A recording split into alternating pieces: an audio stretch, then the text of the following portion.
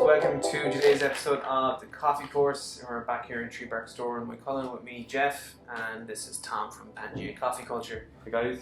So today we're touching on a topic again that we've sort of briefly talked about before, but we thought we'd dive into a bit more depth, and that is your bags of coffee that you might purchase in the shop here to bring home, and how to get the information you need from those and how to understand the information that's on them.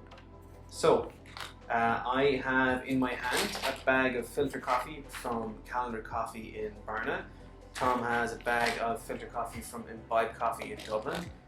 So, okay Tom, we mentioned this before. There's a lot of information on these bags. People might be a bit confused or a bit overwhelmed sometimes about what it is, but there's a couple of key things which to understand.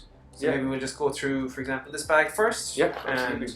So as I mentioned, this is Kenyan coffee called Getcha Tahini. Didn't butcher that too badly. Okay, first up, this is, as we mentioned, Kenyan. It's from the Nyeri region and its process is washed. So maybe you might want to tell us a little bit about that, Tom, what to expect, and what does that mean, why is that information important? Yeah, cool. So I also actually washed here. There's three processes, mainly three processes. There's a few experimental ones out there, but the three main ones are washed, natural, and honey process, or it's called natural pulp. And I suppose with our both washed here, you've got to imagine that the coffee plant is a cherry. It's just a fruit like anything else. It's got nice, delicious flesh, pulp on the outside. And with washed, all that's done is they take off or depulp all that they strip it essentially, put it through a machine and peel it back to the skin, and then they let it dry out without the skin, without the mucilage around it. Yeah. With a drying process, it's pretty simple. It's they leave the bean dry on with all the flesh around it, and until it naturally falls off. They leave it on big patios out in you can see in Brazil, that's mainly how they do it. They leave it out in these big patios, drying off. And then the last one is honey processed, which is a bit of both. They kind of half depulp it and leave a bit of the mucilage and skin off, and you kind of get a best of both worlds. With the natural, because it's drying in the pulp, you get a lot more fermenty flavors. It reacts with the sugars from the fruit. With washed, you get a lot more cleaner flavors. You kind of get the actual taste of the bean without the fruit having any contribute to it. Yeah. And then with the honey process, you kind of get half and half. You kind of get the body from on your mouthfeel, and you get the aroma from the washed. Yeah. So I guess the big thing really for people is to be aware of that. When you're looking at that, it's going to in some way impart a bit of information about what to expect from that particular bean. Exactly, yeah. Some people like naturals, other people like washed. None of what is on the bag is necessarily a negative or a positive thing. It's just another ingredient into the cocktail of what this coffee is. So, and the important thing about that information is maybe over time, if you pay enough attention and you read your labels and making choices, it will help you determine more easily when buying a bag of coffee what to expect, and also to know what you will like and what you won't like. Exactly, yeah. And it's great, I know it seems a bit geeky, but coffee, rightly so, can be expensive. So it's good to know what you know, and it's good to kind of take down what you like, if it's washed, the altitude, where it's from, have a little notebook. It's great to keep account of what you're buying, Okay, and then maybe the next one we should consider here is variety. So on mine here, I have actually a couple of varieties for this particular one. We have SL28, SL34, Batian, and Rira 11. Yeah. So again, I know we've talked about this before. I know it seems like a lot of information. I think sometimes a good analogy with this is people know what a variety of a grape is when you're talking about wine. Yeah. It's no different the concept here. Exactly, yeah. So like you've got your Chardonnay, your Pinot, you've got your Merlot. Like in hops as well, you've got your Simcoe, your Amarillo, your Magnum, Steel, Castello. You've got loads, thousands. And same with coffee. We have a lot of varieties, all of which taste really, really good. The thing with coffee is it's so hard stopping them having sex together. They naturally produce more and more families of coffee. So, and as well as that, there's so much history in terms of those varieties as well. Like your one, SL28, SL34. I mean, Scott's Lab, it was a French guy who found that this coffee worked really, really well in Kenya, and it survived most of all the pests and temperature. It was really good, and also it tastes really good. I've got on mine, which is, I've a Colombian coffee. I've Caturra, Colombia, and a Castillo, and all these three varieties work in Colombia because they survive a lot of diseases. They work really well in that climate. They work really good at that altitude. So it just some varieties work really good with some countries and others don't. So you rarely see an SL28, SL34 in my side of the world, in South America. You know, it's mostly over in African countries that you have that. So they're all, they all bring their own thing to the table of different flavors. And again, no more than the process. It's one more particular bit of information that might lead you to, having a sense of what you do and don't like. Exactly. Yeah. That's all this is for art. They're just indicators of, hey, this is what to expect. What to expect. Yeah. And then I think one more important bit of information: the altitude listing. Yeah, it's a funny one. Altitude is a funny one. So on my one here, I've got 1,650 to 2,100 MASL, which is meters above sea level.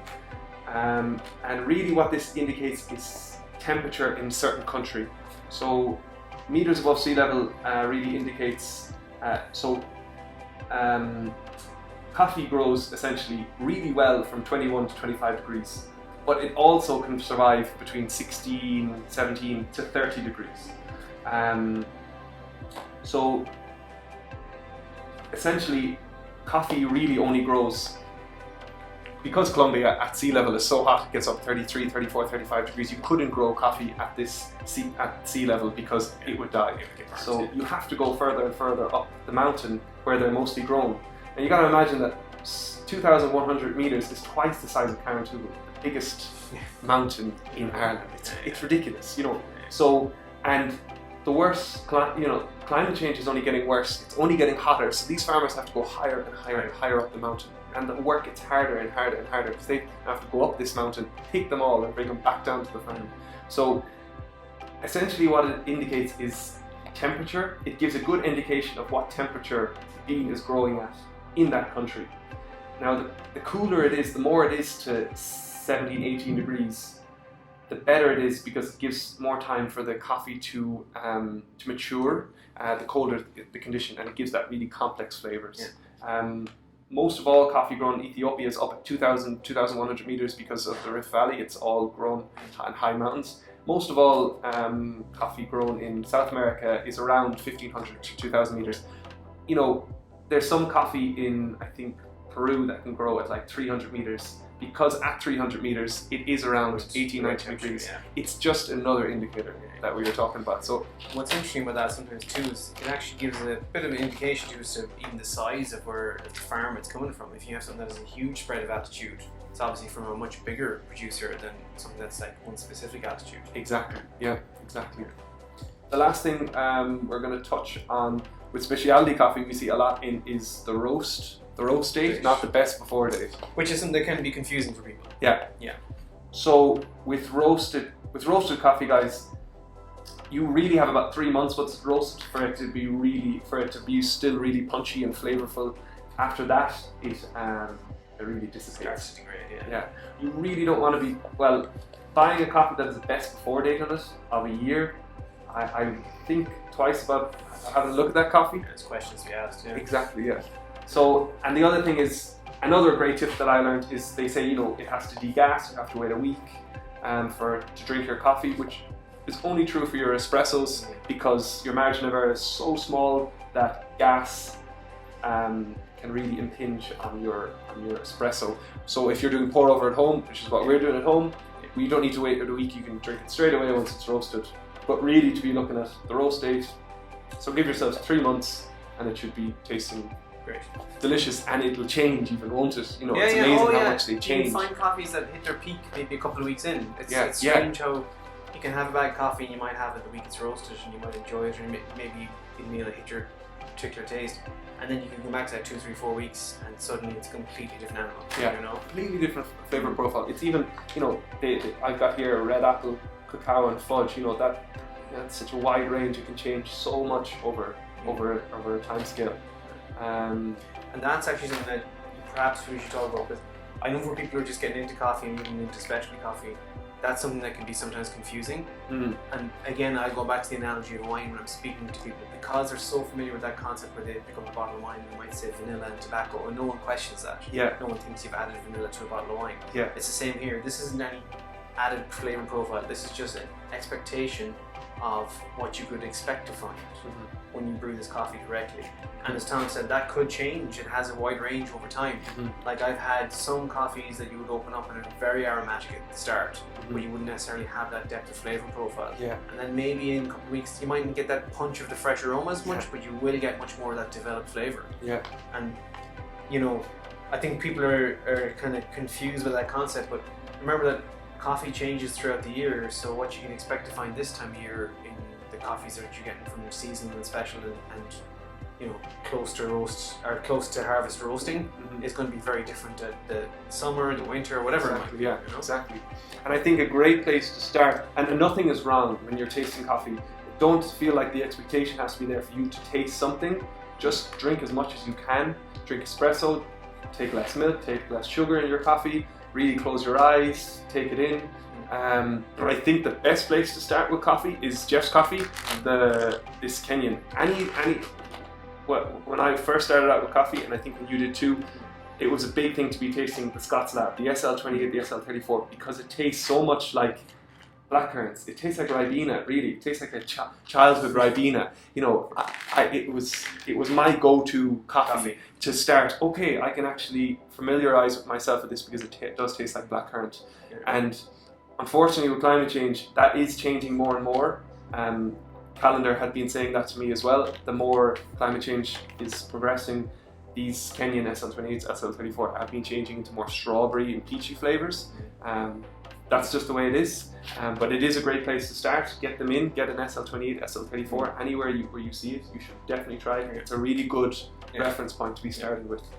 And when you do go into your local cafe or coffee shop or wherever you may buy your coffee, don't be afraid to ask the person behind the bar for a bit of advice, or you know, and if you can give them a sense of what it is that you like, even in general flavor profile, they'll be able to direct you towards something. Yeah, and you're crying out for that, right? Oh yeah, because you want people to get the bag of coffee they want. Yeah. And that they will enjoy, and then they can come back.